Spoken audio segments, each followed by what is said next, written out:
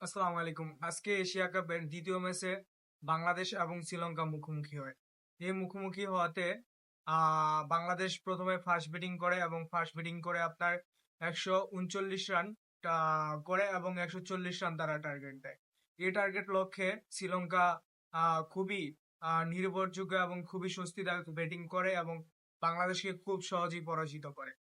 এখন আলোচনার বিষয় হচ্ছে এটা যে বাংলাদেশ ক্রিকেট দলের এই যে ব্যাটিং এর যে ব্যর্থতা বা ব্যাটিং এর যে ধস, এই ধস হওয়ার মূলত কারণ কি?